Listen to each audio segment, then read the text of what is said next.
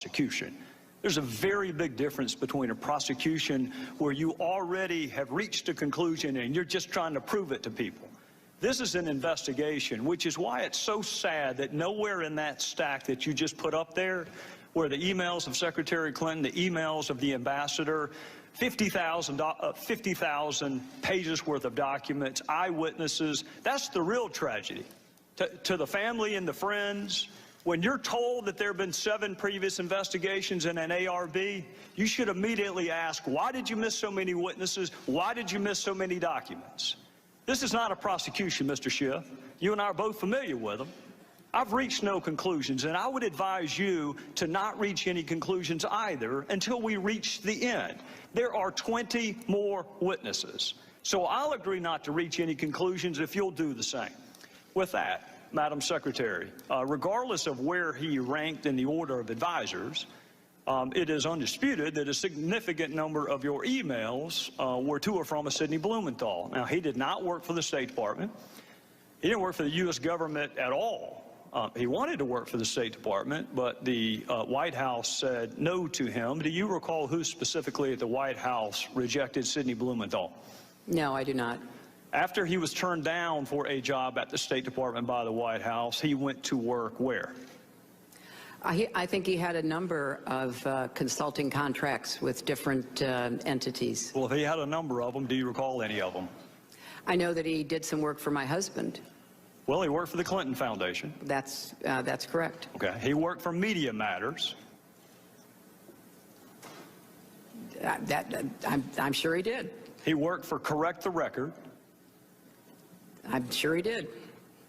When you were asked about Sidney Blumenthal, you said he was an old friend who sent you unsolicited emails, which you passed on in some instances because you wanted to hear from people outside what you called the bubble. We will ignore for a second whether or not Sidney Blumenthal is outside the bubble, but I do want to ask you about a couple of those other comments, because what you left out was that he was an old friend who knew absolutely nothing about Libya, was critical of President Obama and others that you work with, loved to send you political and image advice, had business interests in Libya, which he not only alerted you to, but solicited your help for. And you often forwarded his emails, but usually only after you redacted out any identifiers so nobody knew where the information was coming from. What does the word unsolicited mean to you? It means that I did not ask him to send me the information that he sent me, and as I have previously stated, some of it I found interesting, some of it I did not, some of it I forwarded, some of it I did not. I did not know anything about any business interests.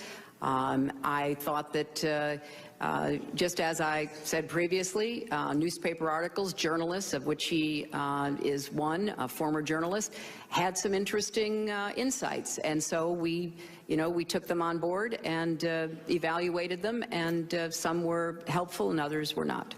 We're going to get to all the points you just made, but I want to start with your public comment that these emails were unsolicited. You wrote to him, "Another keeper, thanks and please keep them coming. Greetings from Kabul and thanks for keeping this stuff coming.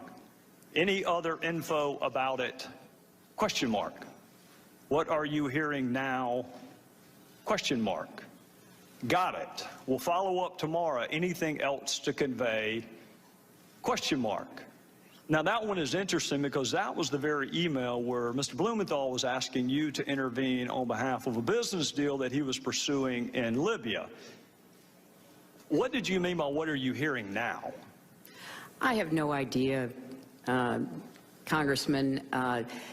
They started out unsolicited, and as I said, some were of interest. I passed them on, and some were not. And so he continued to provide me information that was made available to him. I don't want to parse words, and I don't want to be hyper-technical, because it's not a huge point, but it is an important point.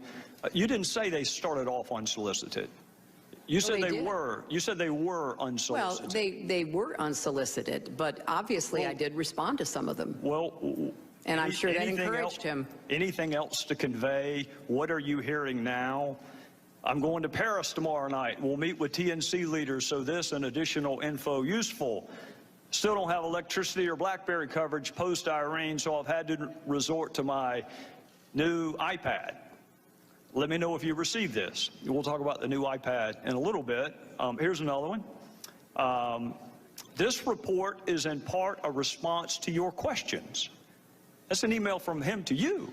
This report is in part a response to your questions. There'll be further information in the next day. If you're the one asking him for information, how does that square with the definition of unsolicited?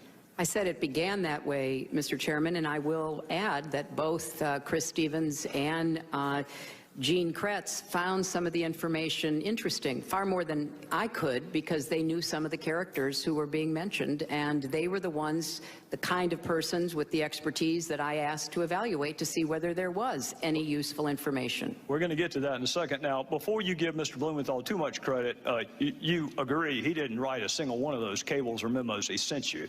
I'm sorry, what? He didn't write a single one of those cables or memos. I don't know who wrote them. He's the one who sent them to me. Would you be surprised to know not a single one of those was from him? I don't know where he got the information that he was sending to me. Did you ask? You're sending me very specific, detailed intelligence. What is your source? That seems to me like a pretty good question. I did learn later that he was talking to or sharing information from former American intelligence officials. By the name of? Who wrote those cables? I don't recall. I don't know, Mr. Chairman. You had his information passed on to others, but at least on one occasion you asked Ms. Abedine, can you print without any identifiers? Why would you want his name removed? Because I thought that it would be more important to just look at the substance and to make a determination as to whether or not there was anything to it. Well, don't people have a right to know the source of the information so they can determine credibility? But he wasn't, as you just said, the source of the information. But you didn't know that, Madam Secretary, and that's what you just said. No, Mr. Chairman. I said that I knew that he didn't have the sources to provide that information. I knew he was getting it from somewhere else. Whether he knew a lot of journalists, he knew others in Washington. It could have been a variety of people. Well, if you're going to determine credibility, don't you want to know the source? Well, it wasn't credibility so much as trying to follow the threads that were mentioned about individuals. And as I already stated, some of it was useful and some of it was not. Well, did the president know that Mr. Blumenthal was advising you? He wasn't advising me. And, you know, Did he know that he was your most prolific emailer that we have found on the subjects of Libya and Benghazi? That's because I didn't do most of my work That's about fair. Libya on I'm not challenging that, Madam Secretary. I am not challenging that. All I'm telling you is the documents show he was your most prolific emailer on Libya and Benghazi. And my question to you is, did the president, the same White House that said you can't handle him, can't hire him, did he know that he was advising you? He was not advising me, and I have no reason to have ever mentioned that or know that the president knew that. All right, I want to draw your attention to an email about Libya from Mr. Blumenthal to you, dated April 2011. It will be Exhibit 67. And this is informative. Should we pass on, and in parentheticals, unidentified to the White House? If you were going to pass something on to the White House, why would you take off the identifiers? Because it was important to evaluate the information, and from a lot of intelligence that I have certainly reviewed over the years, you often don't have the source of the intelligence. You look at the intelligence and you try to determine whether or not it is credible, whether it can be followed up on. Well, I'm going to accept the fact that you and I come from different backgrounds, because I can tell you that an unsourced comment could never be uttered in any courtroom. You have We're not talking about courtrooms, Mr. Chairman. We're talking about intelligence. No, we're talking about credibility and the ability to assess who a source is and whether or not that source has ever been to Libya, knows anything about Libya, or has business interest in Libya, all of which would be important if you were going to determine the credibility, which I think is why you probably took his information off of what you sent to the White House. But here's another possible explanation that may give us a sense of why maybe the White House didn't want you to hire him in the first place. In one email, he wrote this about the President's Secretary of Defense: I infer Gates' problem is losing an internal debate. Tyler, and by the way, Tyler's Tyler Drumheller, that's who actually authored the cables that you got from Mr. Blumenthal. Tyler knows him well and says he's a mean, vicious little, I'm not going to say the word, but he did.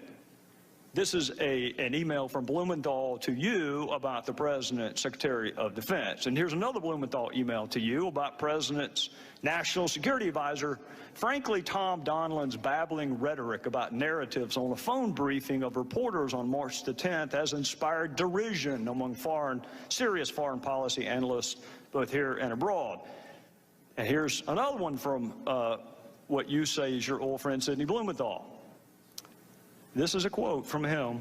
I would say Obama, and by the way, he left the president part out, I would say Obama appears to be intent on seizing defeat from the jaws of victory. He and his political cronies in the White House in Chicago are, to say the least, unenthusiastic about regime change in Libya. Obama's lukewarm and self-contradicting statements have produced what is, at least for the moment, operational paralysis. I think that may give us a better understanding of why the White House may have told you you cannot hire him. Blumenthal could not get hired by our government, didn't pass any background check at all, had no role with our government, had never been to Libya, had no expertise in Libya, was critical of the president and others that you worked with, shared polling data with you on the intervention in Libya, gave you political advice on how to take credit for Libya, all the while working for the Clinton Foundation and some pseudo-news entities. And, Madam Secretary, he had unfettered access to you. And he used that access, at least on one occasion, to ask you to intervene on behalf of a business venture. Do you recall that? You know, Mr. Chairman, if you don't have any friends who say unkind things privately, I congratulate you. But from my perspective, I'd like to think I'd correct them. I don't know what this line of questioning does to help us get to the bottom of the deaths for Americans. I'll be happy to help you understand that, Madam Secretary. But I want to reiterate what I said to Congresswoman Sanchez. These were originally unsolicited.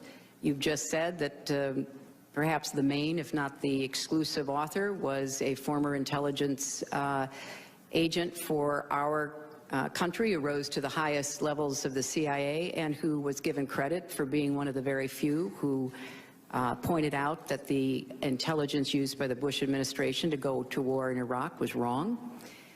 So I think that, you know, the sharing of information from an old friend that I did not take at face value, that I sent on to those who were experts, is something that, you know, makes sense, but it was certainly not in any way the primary source of or the predominant understanding that we had of what was going on in Libya and what we needed to be doing. Well, Madam Secretary, I'm out of time, and we'll pick this back up the next round, but I'll go ahead and let you know ahead of time why it's relevant. It's relevant because our ambassador was asked to read and respond to Sidney Blumenthal's drivel. It was sent to him to read and react to. In some instances, on the very same day he was asking for security. So I think it is eminently fair to ask,